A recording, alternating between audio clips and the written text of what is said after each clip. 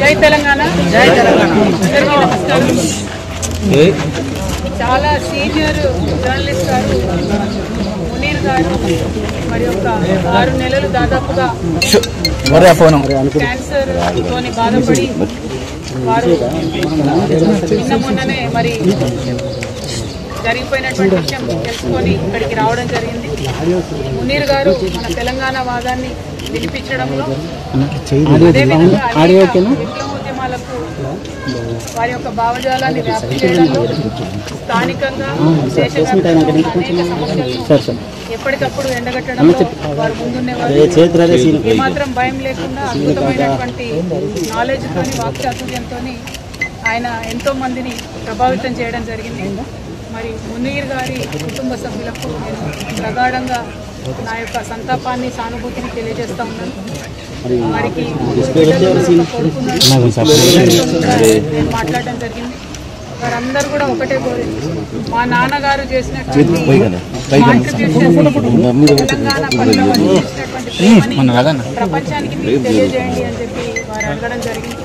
నిజంగా కూడా మునీర్ గారు చాలా కష్టపడ్డారు తెలంగాణ వాదానికి. వారికి నేను నివాళులు అర్పిస్తా ఉన్నాను. మరి వారు ఏవైతే విప్లవోద్యమాల గురించి పదే మాట్లాడిందో ఇవాళ మీరు దేశవ్యాప్తంగా ఉన్న పరిస్థితి చూసుకుంటే భారతీయ జనతా పార్టీ ఆపరేషన్ కగార్ పేరుతోని మరి చేస్తున్నటువంటి దుశ్చర్యలను మనం చూస్తూ ఉన్నాం.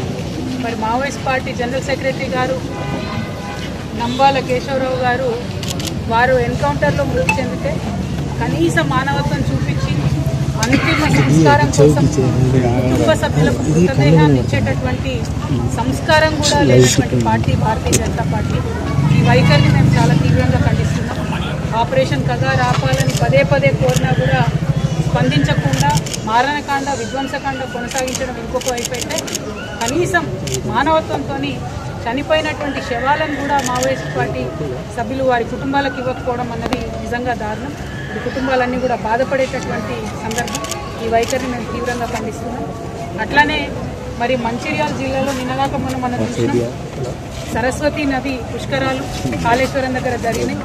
ఇదే మంచిర్యాలకు ఎంపీగా ఉన్నటువంటి వంశీ గారు కాంగ్రెస్ పార్టీ యొక్క దళిత వ్యతిరేక వైఖరిని ఎండగడుతూ మరి వారు చెప్పడం జరిగింది, మమ్మల్ని ఇన్వైట్ చేయలేదు సరస్వతి పుష్కరాలకు. నేను బాధపడ్డా. ధనం కన్నా పదవి కన్నా కులం గొప్పది ఈ సమాజంలో, నాకు చాలా అవమానం జరిగిందని వారు చెప్పడం జరిగింది.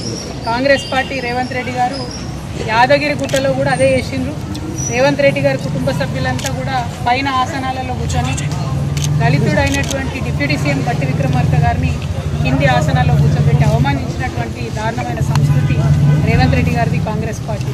మరి రెండు పార్టీల వైఖరి కూడా మరి సమసమాజ నిర్మాణానికి కానీ ప్రోగ్రెసివ్ థాట్ ప్రాసెస్ కానీ వ్యతిరేకంగా పనిచేస్తున్నటువంటి సందర్భాన్ని మునీర్ అన్న లాంటి జర్నలిస్టులు అందరూ కూడా తమ కళలు చూపించి మరి వ్యతిరేకించాల్సినటువంటి అవసరం ఉందని చెప్పి ఈ మంచిర్యాల గడ్డ నుంచి నేను పిలిపిస్తూ ఉన్నాను. ఎందుకంటే మంచిర్యాల అంటే మనందరికీ తెలుసు పోరాటాల పటిమ ఉన్నటువంటి ప్రాంతం. మరి ఇక్కడ ఉండేటటువంటి వారందరం కూడా నిర్బంధంగా ఖండించాల్సినటువంటి రెండు చర్యలు కూడా ఈ సందర్భంగా గుర్తు చేసుకుంటూ మరి మునీర్ అన్న ఆత్మకు శాంతి కలగాలని మనస్ఫూర్తిగా కోరుకుంటూ వారి కుటుంబ సభ్యులకి మరొకసారి ప్రగాఢంగా నా యొక్క సానుభూతి నేను తెలియజేస్తున్నాను. Thank you. జై తెలంగాణ.